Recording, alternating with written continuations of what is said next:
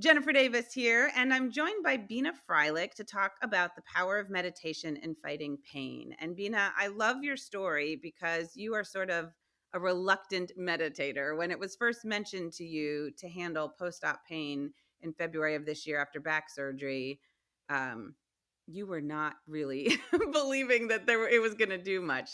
Tell me why, when it was first mentioned to you, what you thought. Um, I've tried everything, anything and everything that one can think of, to cope with my pain, to help me to relieve the pain. Medic, whether Because you've had it's chronic pain for years, right? chronic pain for years, and I had reached that point where I was like, okay, I've had this last surgery. I was told that this was going to be my last surgery. There's going to be no more surgeries because I've had too many too soon. And I was scared. I was like, oh my God, like this is living like this is not an option for me. And I am part of a support group on Facebook, and we always chat. We help each other out. People make suggestions, and I was like, I think I'm done. I don't know how I'm going to survive like this with this kind of pain. And why? And Talk to me about what pain does to your brain, because meditation is about clearing the brain. What does your brain need to be cleared of when you're dealing with chronic pain? so when you suffer from chronic pain, your body is when you're constantly hurting, your brain is focused on coping with the pain. There is no getting rid of the pain. It's just coping with it and surviving with it.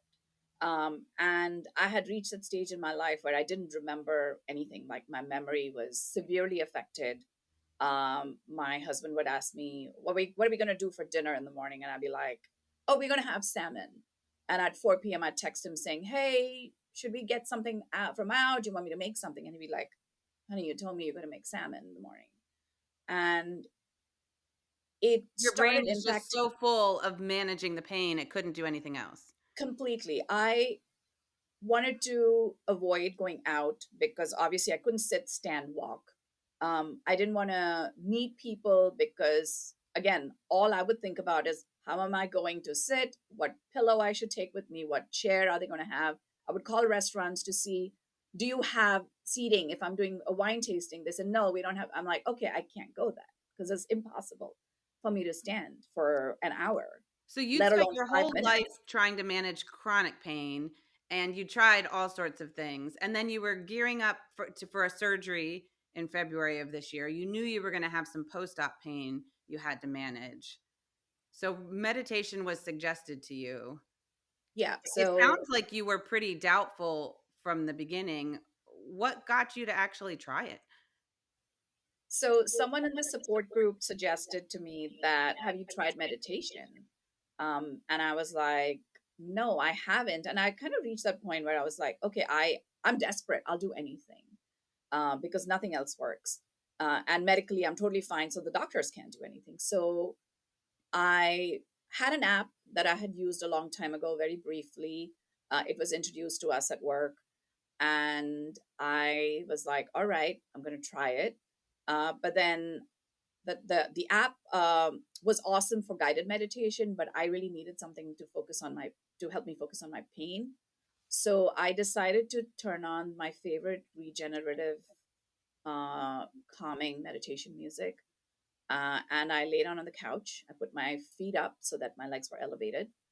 And I started focusing on my breathing. It was very hard because every time I thought about my breath, my mind started going in 100 different directions. What am I going to cook? What do I got to do next in terms of my report? Things like that. And little by little, as I started paying attention, I started forcing myself to pay attention to the music. I started telling myself, I've read a lot about manifestation. I absolutely believe in manifestation. And I started telling myself with every breath in, I've healed, and with every breath out, that I'm pain free. And it took it took a while. It took about more than 30 minutes for everything That, to fir- calm that down. first time you were on the couch for about 30 Yeah, minutes? yeah. And after about 30 minutes, I was like, I was I was almost like getting drowsy, and I was like, oh my god, this is crazy. I'm feeling better. And so I got up, I did a few things, and of course, I walked, because that's what you're told to do when you have surgery, or after surgery as well. I started walking, and of course the pain came back, and I was like, oh my god, this is not working. And I was like, you know what? Let's go back on the couch. Went back on the couch, lay down, put on my music, started my manifestation, started focusing on my breathing. And this time it was about 15 minutes and the pain went away. I was like, okay, this is Complete really it went strange. completely away? Completely away. Where had the pain been? In my legs, in my hips, in my glutes. And I was like, I was baffled. I was like, I texted my husband. I was like, honey, I think I found a cure for this. And he was really excited. But of course, my husband is not one of those people who believes in any of this, holistic stuff. So I think that day I probably did the meditation, the manifestation meditation, for about 7 or 8 times. Every time I felt pain, I was back on the couch. And this was Um, post-op. This was pretty soon this after was your post surgery. op. Yeah, this Okay. was about 3 weeks after my surgery. Okay. And believe me, I was frightened. I was like, oh my God, this is going to be my life. So anyway, next day, wake up, I feel great. I also meditated before going to bed. This time I use the app. It's called Smiling Mind. It's become one of my favorite apps before I go to bed, because it really helps me kind of stop thinking about everything else that I've done that day or that I'm going to do the next day. And the next day it was the same thing. Basically rinse and repeat. I went for a short walk and I was in pain. So I lay down, meditated, pain went away. I think I did the second day, I probably did it like 5 times. And I did the one time at night before I went to bed with the app. And the first week, I meditated multiple times a day. Within a week, I started to feel my body relax. And I started noticing, I went for a drive and I came back home. And then I went to physical therapy and I told my therapist, I said, oh my God, this is really weird. It was so awesome. I drove for 30 minutes and I wasn't in pain. And she said to me, this is the first time I've heard you say that I wasn't in pain. Are you listening to yourself? You're supposed to say, oh my God, I was in pain. But you said, oh my God, I wasn't in pain. And I told her about it, and she definitely believes in meditation. And she said, just keep doing what you're doing. You're doing something right. You found a way to manage it. And she also did tell me that, a lot of times our brain protects us, because when our body is in pain, it's a message from our body that, okay, it's time to stop doing what you're doing. And the problem is that because you've had chronic pain for so long, your brain is on basically autopilot. As soon as it's been 10 minutes or 5 minutes of walking, 10 minutes of sitting, it sends you a message, okay, it's time to stop doing what you're doing. Right. If So you keep you are doing this, going you're going to to, hurt yourself. right. So you're going to basically tell your brain, it's okay. It's okay. Calm down. She also did teach me about desensitization, which was very helpful. Uh, What does so that involve? so with desensitization, every time, I'll give you an example. When my leg would hurt after about, 1,000 feet of walking, she said, use different things. Use your nails on your fingers, use the palm of your hand, use a ruler, use a pencil to basically trick your leg into confusing it. Basically, you're confusing your brain that, okay, this is not the normal pain, so maybe I need to stop. Maybe I need to stop feeling pain. So I do that a lot. I still do it. It's been 3 months, almost 4 months since my surgery, and I still practice desensitization. But going back to the meditation piece, after about a week of meditation, I was like, this is amazing. So for one day, and I wanted to really test myself to see how I did. So for an entire 24 hours, I didn't meditate and the pain came back. And I was like, okay, there's some connection here between my breathing, between my relaxing, between my nerves and my muscles.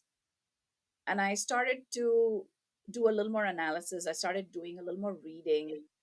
And I realized that all the nerve pain that I had would just get worse every time I had pain because my muscles would get really tight because that's what we do when we are tense, when we're in pain. It's a way the body protects itself. The muscles get really tight. So I started focusing on my muscles. I was like, okay, so I really need to focus on relaxing my muscles. Well, how are you going to do that? You're going to meditate. I was going to say it's not magic. It's the fact that your body had been tense and tight for so long and you're finally finding a way to relax it. But it's so interesting, isn't it, that the key to relaxing your body starts with your mind. Yeah, yeah. And I didn't know that. So as days went by, I was meditating less and less. I was doing my every night ritual with the app. And I initially started doing one about 15 minutes of meditation in the morning after I did my physical therapy exercises. And now I've reached a point, it's been 3.5 months, and I meditate every night with the app. But during the day, I meditate only when I feel pain. And there are times when we're in the car and my legs start to tighten because, again, that's my brain sending my body a message. And I tell my husband, like, can you turn off the music? Can we not talk for 10 minutes? I meditate, pain goes away. Wow. So so I do want to say we're not advertising for any one particular app. I love that you have found one that works for you. I use the Calm app. I know a lot of people love the Headspace app. There's a lot of apps that are out there that can help you. Um, so I think it sounds like our first tip to people if they want to try meditation. I think these apps are great because it is a little overwhelming to just sit with your brain and try and do it when you've never done it Right. before.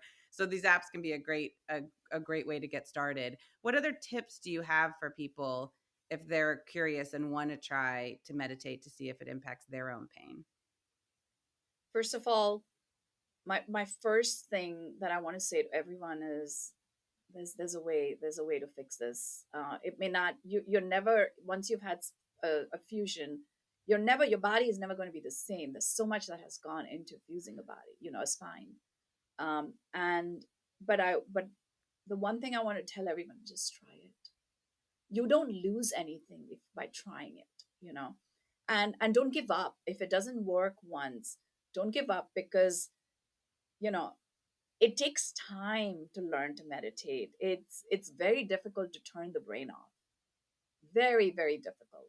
I mean, our brain keeps working even when we are in bed with our head on the pillow. Our brain is thinking, and that's what it does. It thinks, you know. I love So your story though, because you're right. You didn't just do it one time a day. Like you have to keep at it to retrain your brain. yeah, you have to retrain your brain. I did it this morning because I felt a little bit of pain. The pain went away. And the other thing I want to say is, you know, uh, try everything. And don't brush it off saying it's not going to work. Try it because you really, really don't lose anything. You only have something to gain from it. The other thing I want to say is talk to your doctor. Be open. Don't there were times when Dr. Good would said tell me, you didn't say anything to me, like, why haven't you said something? And I was like, because I thought there was no option. Well, that's So the other piece of your story that I love is that you talked to Dr. Christopher Good at VSI who did your surgery in February, and you talked about I'm meditating, and he's a big proponent of this. So you had a conversation with him. You talked about it with your physical therapist who was able to help you advance it even more. Um, I think that's really was it a hard conversation? Because I think some people might sort of feel awkward or unsure about initiating that conversation. What were those conversations like when you had them with Dr. Good and you had them with your physical therapist? Did it help with your meditation Yeah. practice even more? So I was very, very pleasantly surprised with Dr. Good's reaction. I totally expected him to say, "No, it doesn't work. You know, you're just healing." Because you think that a Um, not about him necessarily, but you think that a doctor, a person of science, is going to be like, that's Especially a that. surgeon, Hmm. you know. And what Um, did he say? and he said, "I think that's great. I believe in mindfulness." And I was very taken aback because I was like, "Huh, did not expect that." And he said, in fact, at home, me, my wife, my kids, we all practice mindfulness. And he said, I think you should keep doing what you're doing. I think it's great. And then I told him, I said, I I know for HIPAA reasons you can't tell me anyone's story, but I want to tell you that I want to help other people because I know what I've been through, and I even though it's very hard for me to give up, I'm a strong person and I generally don't give up easily. But I was at that point where I was ready to give up. I want to help people with I want to help believers, I want to help non-believers, I want to help people who believe in alternate medicine, and I want to help non-believers who think this is just a load of BS. I want to tell you that I didn't believe it, even though I think someone may have already mentioned it to me. But I didn't believe it because I was like, how is meditation going to help my body? How is my brain going to help my body? And so I told this to Dr. Good. I said, I want to help as many people as I can because I know what it's like. I didn't even know this that I had started, that I had, some kind of spinal issue since birth. And I found out only when I went for an MRI, and Dr. Good said, well, you have what in layman's terms would be called an extra vertebrae that's partially attached to your tailbone. And I was like, oh my God, that makes so much sense. I've had pain all my life and I have sucked it up and I have lived with it. And I want to tell something else to people who have back pain: don't ignore it. Don't think it's normal. Back pain isn't normal. No one should have back pain. And if you have back pain, get it checked, get your core strong, and please, please, please meditate. You Try won't it lose because you're anything. right. And if you don't want to try an app, go on YouTube. There's so many places online where you can try something out. It doesn't cost anything. You just have to give Right, it a little bit of time. right, right. And um, not only other apps, you can join meditation classes. There don't necessarily have to be expensive. Community centers in Hmm. every area have meditation classes. It has become such a powerful tool for people. Also, with mental health, because again, it calms you down because it helps you focus on your breathing. So meditation has so many benefits. Pain is managing chronic pain is just one of them. I am completely off pain meds, which I never thought I would be. I thought I would be on medication all my life. And I am not taking medication anymore because of meditation. It's incredible. Bina, thank you so much for your time. Your story is very inspiring. And I hope that for people listening, if they haven't tried it, that this makes them at least want to give it a go and see if it can make a difference for them too. Thank you. Thank you. Thank you so much for having me and giving me this opportunity to share my story. All right. Well, Dr. Good, it's always nice to talk to you. I love your insight on all of these topics that we've covered here on the Get Back to Your Life podcast. As a spine doc at VSI, I know you are a huge proponent, we've talked about it before, of really looking at the whole patient, not just treating the symptoms. And that really includes also a patient's mental state. Mindset is everything. Science shows a positive mindset can have so many benefits. So I want to ask you, in your years of experience as a spine doc, how important is mindset for patients dealing with back issues? I think it is just a critical factor. And I mean, honestly, regardless of what issue we're up against, like we know people who are hopelessly energetic and positive, and the way they roll with the punches through life. And we see people who are on the other end of the spectrum, and it makes a tremendous difference. And Mm, especially if we start dealing with maybe a harder or a more chronic situation, back pain can, especially if it goes on for a long period of time, it can wear you down. mhm. But having that mindset, we all can be at our best or at our worst, and we want to do everything with whatever we're given. We want to do what we can to be at our best along Sure. that spectrum. So as you focus on mindset with each of your patients, I'm curious what influence, because not a lot of doctors do that. And I know some of it is a function of, the amount of time that you have with a patient.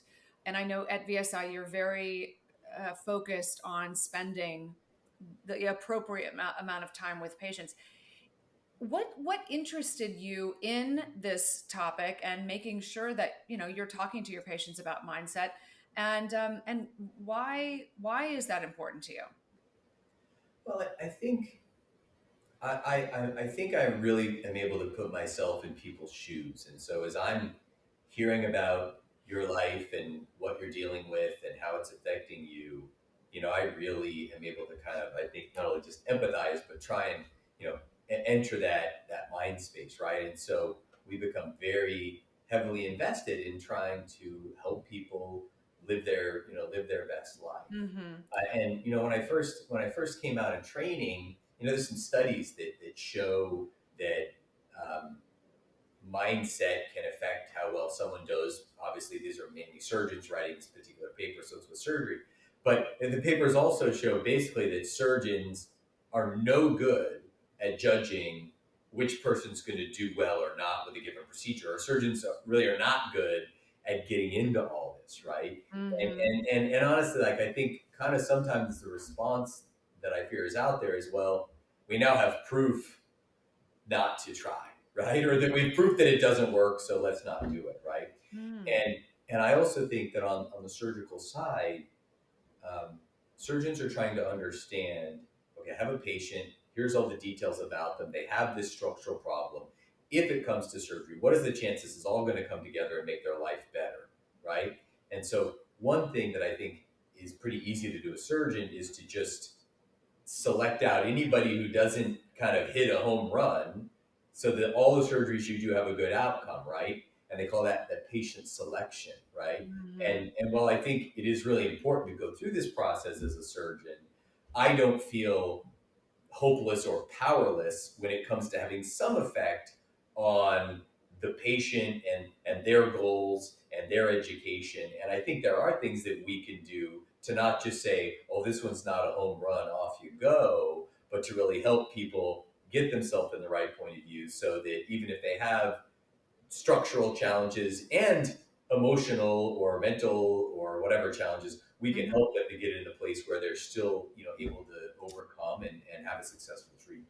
All right, so let's talk about your experience. Have you seen firsthand that difference in outcomes between those patients who have a positive mindset and that being directly related to their or having an influence on their in their outcome? Absolutely, and I know Bina's, luckily been telling her story, and somebody who really was up against a hard situation, and we have both just worked together for years, doing many different things.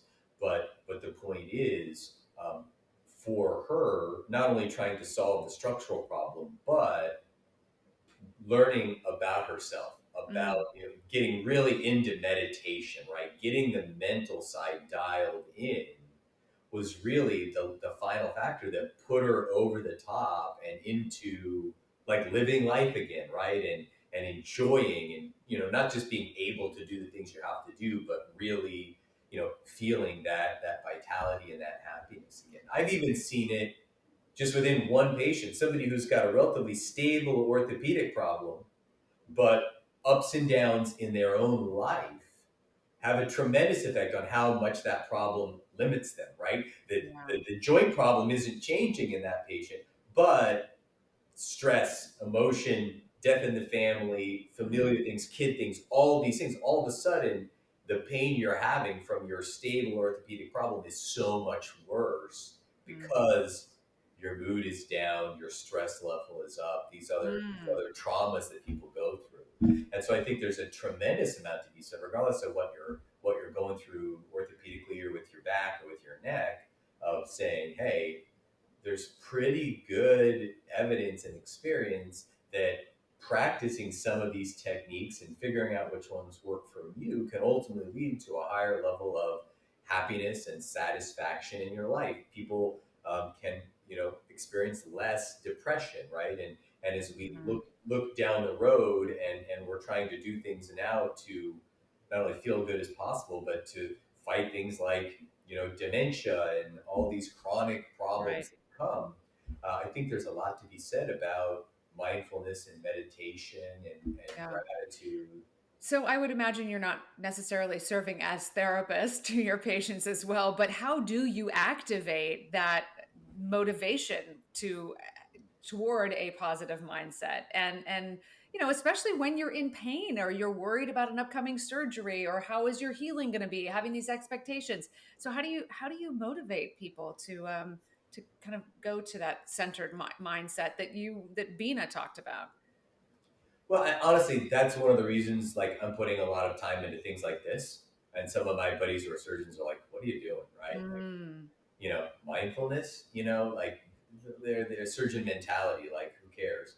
But I think I'm always trying to feel people out and meet them where they are. Right? Some people are ready to really engage in this and understand. And by getting this kind of stuff out there, a lot of my patients now have met me through social media, podcasts, whatever. They feel like they know me before they ever come in, and it really makes it a great like starting conversation, because it is really time consuming to not only talk about, like, let's say you have a spine problem and we have some treatment we want to do, but we also want to talk about your weight, your health, your mindfulness, your exercise. So having these kind of interactions where lots of people can look at it makes sense. But mhm. I really try, and that's one of my motivators to try and practice what I preach and set a good example. Is patient comes in and sees that I've gotten my physical health. I look better. I'm stronger. I'm my weight. Wow, how did you do it? Well, you can do it too. Let's talk about it, right? Mhm. And because I really I take it hard when my patients do well, especially if we start talking about people having surgeries and procedures. That's a heavy weight on me. Anything I can do to improve the chances that we're ultimately happy and successful, I want to do that. So you're a meditator? I I am a meditator. I will say, of all the different health stuff that I'm encouraging people to look at, it is the single thing I have the greatest challenge at. Over time, in theory, you're supposed to be able to get better and better at it. Like, as your mind is wandering, you're supposed to forgive yourself and come back on topic. And I've been doing this for long enough now that I find myself forgiving myself a lot. My mind has a lot of things on it. Um, when it comes to different, there's lots of different meditations and different people to guide you through this. I definitely have to find someone who kind of hits the right spot for me in terms of how they do it. I've had a lot more personal fulfillment really focusing on breathing techniques. Mm. I think there's a lot of evidence that physiologically different breathing techniques can affect your body, your heart rate, a lot Yeah. of things that are real. Mhm. And staying with these breathing routines has been very, very kind of helpful to me. Whereas more kind of pure mindfulness meditation is something where I'm constantly having to forgive myself and get back on I topic. think we all struggle with it. I really do. I use an app, calm.com, to kind of help guide me. Is there an app? Like, how do you just sit in front of a candle, or sit, quietly in your office? Like, how do you meditate? Is there something that you use? Yeah, so because a lot of this is a family effort for us, Mm-hmm. we've tried all different kinds of things. I did Headspace is another Mm. app service that you can subscribe to. What I liked about them is they had series, so you could say, okay, here's a 10 session intro for beginners, and they do have um, some component of the library that's kind of kid or age focused. Yeah. And so I found that really helpful. I definitely could not sit down in front of a candle and get Yeah. myself doing that and stay with it. I need someone Yeah. coaching and talking through. And our family, the golden thread meditation and all these different versions. Our family, we would kind of have little votes after the ends of doing them. And that person kind of drove me crazy. This one made me feel good. And so, we're kind of working on it that way. Yeah.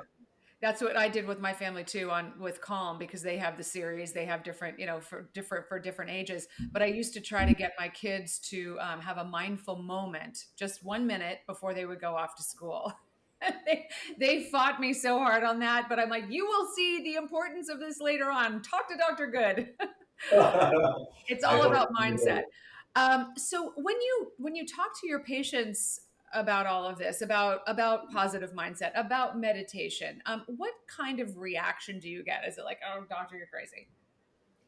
Well, I mean, one thing I learned is if I prejudge who's going to want to hear it or not, I'm wrong. Yeah. So I don't look at the rough and tumble Harley dude or the, whatever, and try and figure out where they're going to be, because it's surprising how wrong I may be. So I kind of just, and again, many people have known a little bit about my interest before they come, and a lot of those people are bringing it up beforehand. But I kind of just see where they're at, and there are some people that are like, "What's wrong? What's structural?" And they don't need it, and so I don't push it. The one thing I love to do with everybody is to have some kind of goals that we're setting. I'm a huge believer that if we really set goals and we achieve those goals, it's very satisfying. It helps us to be thankful for what we do have. And I Hmm. think I think we may have a lot of goals, and some of them we may never reach, right? Like I'm never going to see the top of Everest, right? But if I have other goals that are maybe not quite as lofty, and I reach those, and by setting the goal and working toward it and reaching it, I get happiness. I'm going to be satisfied, even though I maybe never got to Everest. So I do try and have some kind of back to whatever, or some goal with each person, especially on the anybody who's going to be having a procedure, because I think achieving that is such a celebratory moment that it helps you to really, you know, um, to be happy, even if everything isn't perfect. I once took care of somebody, and the person had a lot of medical things going on and was very elderly, and the person came in and we had done a surgical treatment, and it was just kind of a downer visit, right? And I was like, gosh, like, it's so good to see you. Like, where's your daughter? Well, she doesn't have to come with me to these visits anymore. I drove myself. I'm like, oh, like, where's your walker, right? And like, oh, I don't use that old thing anymore. And oh, like, Mm. gosh, well, what medicines are we on? Like, how much Percocet are you taking? Well, I don't take Percocet anymore.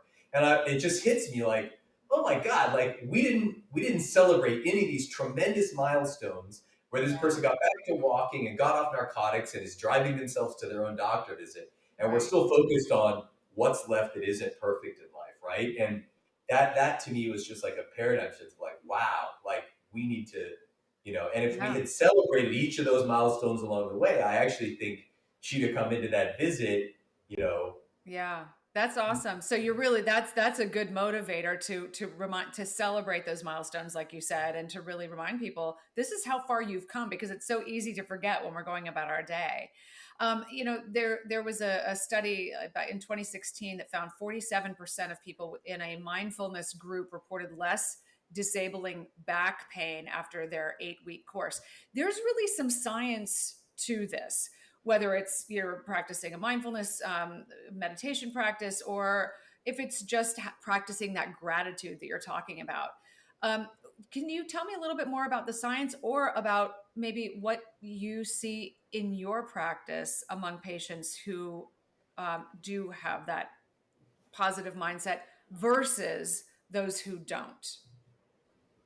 it's always hard for me to know if the person who's open to it and positive about it, they're the ones who are going to do it. So is the fact that you're simply open to and wanting to do it make you more likely to be a positive responder, right? Sure. Because if you don't believe in it and you don't try it, there's no hope.